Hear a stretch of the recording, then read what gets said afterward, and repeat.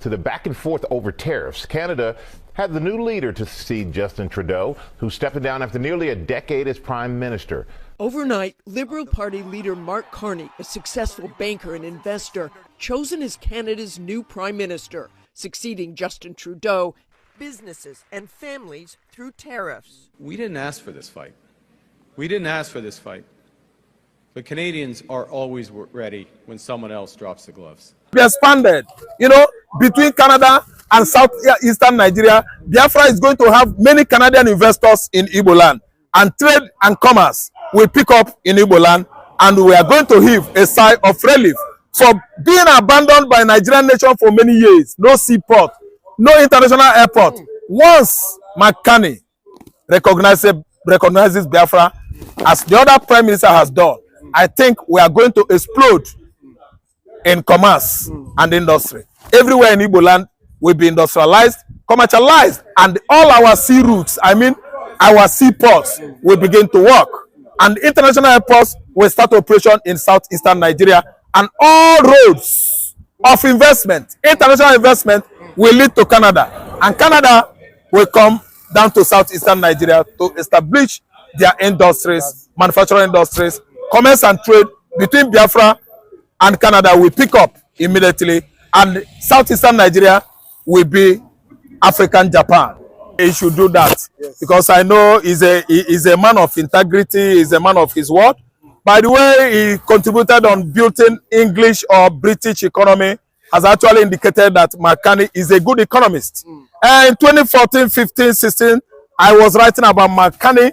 He was the governor of Central Bank of England. He was managing the gold vault, royal gold vault that belonged to Queen Elizabeth. I could actually understand in 2014, Elizabeth often visited Central Bank of England, where his gold vault was neatly arranged under the administration of Carney, the then governor of Central Bank of England. Carney is a good man, a good administrator, a man I know actually helped England, Britain, built the economy over there. He is going to align with Biafran people to make sure that our economy is number one. Then when you talk about solidarity, standing, abiding by Biafrans, Carney could do that. He's an experienced man from Canada. He's a man of, let me say, unequal justice, zero to racism tolerance. Yes, zero to racial tolerance. Carney is not looking at the angle that I'm a black Jew. Carney is a native of Canada that managed Central Bank of England excellently some 11, 12 years ago. So I know that the way the former prime minister handled Amaka's issue when it mattered most, I know that Carney is trying to step into the former prime minister's shoes, upholding our recognition, our pact with Canada. The economy of Biafra is going to appreciate everything about our international policy should be number one because of Carney. Carney was a good man. By the way he managed Central Bank of England, I think that everybody in Europe, everybody in that confederation, UK, United Kingdom, they are giving him their support. He did well during his administration as the governor of Central Bank of England. I'm telling you that Simon Ekpa and the other Biafran, cabinets, ministers, components of Biafran government, in exile, they actually know who Carney is. That's why the former PM gave Biafra his support. He supported Amaka when the Yoruba nation under Abike Dabiri was at least visiting Canada for Amaka to be extradited into Nigeria. What anti-Igboism, what anti-Igboic oppression. Jesus Christ. Campaign Abike Dabiri. She hates Igbo with passion.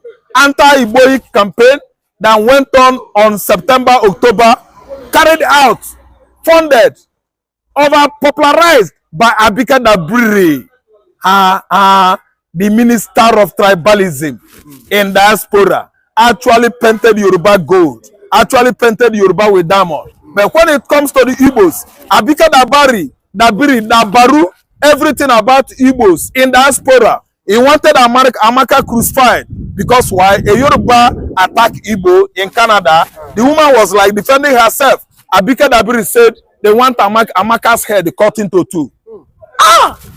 That woman is exceptionally a tribalist, an exceptional tribalist. Abika Dabiri that wanted to kill Amaka because she's an Igbo girl. What a bad woman. What a woman. Abika Dabiri, if you ask me, is not supposed to be a woman. She has actually crucified motherhood, womanhood, drag it on the mud. Draggled it on the mud. Abika Dabiri. But we see a good prime minister PM from Canada, the government over there actually understood what Buhari and Tinubu administration were doing over 9 years now, just to bring down a race, a tribe, Igbo tribe, and make sure that they send Igbo tribe into extinction. So that denying Musa visa by Canada is a welcome situation, a welcome development, and we the Igbos, we are giving Canadian government kudos. As I'm speaking, I'm clapping. Yes, they actually know that Christopher Musa committed many genocide on the tribe actually that Amaka represents in Canada. That is Igbo tribe. That's why Canada refuses Christopher Musa visa. Canada wouldn't have allowed a bloody murderer into their country like Colonel Musa, who has been killing, who has been prying the Igbos at will. You want him to go into Canada to pollute the society over there? Killing is not a norm in the Western world, especially Northern America. Yeah, especially Canada. They don't allow killing. In Nigeria here, the military kill at will. The police spy at will. Because we are Igbos. They go into our own region, start buying people there. And the Canada government does not like that. That's why they turn down visa application for Colonel Musa, who is the Chief of Defense Staff of Federal Republic of Nigeria. I still continue to applaud Canada. Canada is a country whose system is working. It is a norm in Nigeria to buy and go free. You can't buy in Canada and go free. There is something about Canada. Canada is a Northern America. United States of America is a Northern America that's stretched down to Middle America, that is Central America. And they all respect humans. They respect the law. They abide by their constitution. They don't violate their law anyhow. That's why Colonel Musa, the Chief Defense Staff of Federal Republic of Nigeria, could not at least get Canada visa. He has soiled his hands with blood. All manner of irregularities. That's why Canada turned down his visa offer. That's a return of visa offer. Yeah, offer, yes. Okay, but for this now, we've seen a lot of Biafrans say, okay, with Carney now, in arms of affair, we know there's an economist. Yeah. Do you think that at least it will partner with the USB government to develop, the Southeast? Yes, you call it development, industrial development. That's what I call it. Okay, it means that many, industrial establishments, as in commerce and trading, are going to be, situated, or built or constructed in the southeastern Nigeria. Canada will come as investors and situate many of their industries. I don't really understand. In the southeastern Nigeria, I mean manufacturing industry, then trade and otherwise will be expanded. Between Canada and southeastern Nigeria, Biafra is going to have many Canadian investors in Igbo land, and trade and commerce will pick up in Igbo land. And we are going to heave a sigh of relief for being abandoned by Nigerian nation for many years. No seaport, no international airport. Once Carney recognizes Biafra, as the other prime minister has done, I think we are going to explode in commerce and industry. Everywhere in Igbo land will be industrialized, commercialized, and all our sea routes, our seaports, will begin to work. And international airports will start operation in southeastern Nigeria, and all roads of investment, international investment, will lead to Canada, and Canada will come down to southeastern Nigeria to establish their industries, manufacturing industries, commerce and trade between Biafra and Canada will pick up immediately, and southeastern Nigeria will be African Japan. The Minister of Transportation diverted the project that was going to the southeast to Gombe to the north. I was laughing. Rotimi Amechi, an Igbo man, when he was Minister of Transportation under Buhari, he said he begged Niger Republic people to construct railway from Katsina to Niger Republic. All right. Good evening, everyone. Thanks for joining me in this video. This is what is trending. It is important I bring it to your notice, not because we are going to do anything about it. Now, Nigerian Transport Minister, that is the Minister of Transportation, diverted 3 billion railway project from southeast to home state, Gombe, for political gain. This man you are seeing on the screen, the Minister of Transportation, Senator Saidu Ahmed, he diverted project of $3 billion railway project from southeast to his home state, Gombe. And in that Senate, you know, we have somebody like Kanu, Naya Baribe. To mention but few, we have a lot of them there. What are they doing? Nothing. They can't represent you in the Senate. They can't bring development to your area. They can't protect you people. You people are dying anyhow. They can't do anything meaningful to them. You know why I'm saying this? Every now and then, there is nobody that will come out to talk rubbish about my videos and contents. You know why? Because everything I say, or everything I have said here, just give it a few months, it will come to pass. I reported, you know, this issue when they brought the budget. I spent 3 days studying the budget. Now, I said there is nothing like development, you know, budget for the southeast. I was not seeing anything compared to other regions. After 2 days, I made the video. This man, what is it called? Is he not Labour Party senator in Anambra State? He came to the Senate floor and made this video. Take a watch. I was waiting to hear that the president will build the Port Harcourt-Maiduguri railway line, which is the Eastern Rail Line. You will recall that I brought a motion here for the federal government to build the Eastern Rail Line, and that motion was co-sponsored by 35 senators.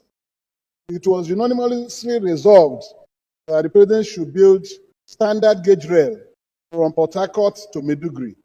All the senators on that corridor co-sponsored that motion. So I was expecting a legacy project, Eastern Rail Line, running from Port Harcourt to Maiduguri. But it does appear that it has been overlooked again. Looking at the budget... We have not seen the details now. This is I've seen the provision for land transportation. What we have there is 223 billion. 223 billion.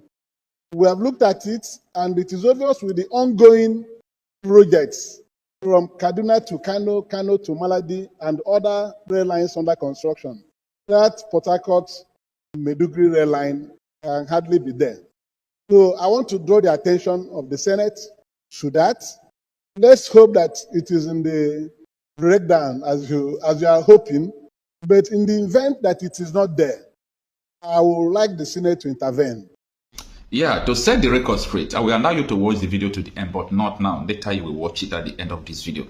So what is happening? What is happening is that everything I said that time, it is now people are beginning to raise alarm. Okay? It's now, this is the period, everybody's now, hey, this man diverted, the Minister of Transportation diverted the project that was going to the southeast to Gombe to the north. I was laughing. Rotimi Amechi, an Igbo man, when he was Minister of Transportation under Buhari, he said he begged Niger Republic people to construct railway from Katsina to Niger Republic. But when you are talking about economic profit, there is nothing wrong doing a railway from Lagos to Aba for people to help your brothers who are doing business, who are importing all those things. You see, you are a senator, you are a governor, that does not give you pay. That does not give you sense. You are a House of Rep member, that does not give you sense. A lot of people are senseless. Now, in the presence of the whole so-called politician, so-called senators, House of Rep, this Minister of Transportation diverted project coming to the southeast. Not because I did not talk. Okay? Now, only this, what is it called, Labour Party senator of Anambra State, is it not Ume? I'm forgetting his name, sorry. So, it is only him that came after we must have raised that up. He now came to the Senate floor and he started, telling them that it's not fair. There is no project for the Southeast. So how many times are we going to tell you people that Nigeria is not for you? Look at how they are using you people to play games here and there. They're using you people to play games here and there. We want you people, but you fail to realize security you don't have, development you don't have. When it comes to position you don't have. So what is the essence? Why are you people so dumb? I don't understand. Now, let us still understand more details about how this man, took away the development that was coming to Southeast in the presence of so-called politicians. Sahara Reporters published, and I read, Nigeria's transport minister diverted 3 billion railway project from Southeast to home state Gombe for political reason. Source. Okay. Now, this is the details of the article. It says, Nigeria Minister of Transportation, Senator. What a wonderful question, the anchor of this good platform. First and foremost, I want to say, someone has come out to say, or has outlined countless times that he said that the Nigerian government cannot win Biafra with a barrel of gold for a second time. Now when he said that, see, Nigerian government cannot win Biafra with a barrel of gold, it means that nobody needs to die for them to exit Nigeria. Now, Ojogun fought Biafra in a different dimension. Now, Kanu did it via his own dimension. So everybody is taking it globally. And now we've seen world body recognize Biafra. We've seen the UN and then some other global body have come out to endorse the Biafra struggle. So kudos to him, it is a plus. Some persons have come out to say that Samonepa should be discredited, the likes of Ohanes Edigbo and that of the Southeastern governors. But my question is that you said Samonepa should not be taken serious. Then who should be taken serious? The government who is not willing to protect our people? Is it the people who have refused to speak up when the Igbo man has been marginalized in the country? Is it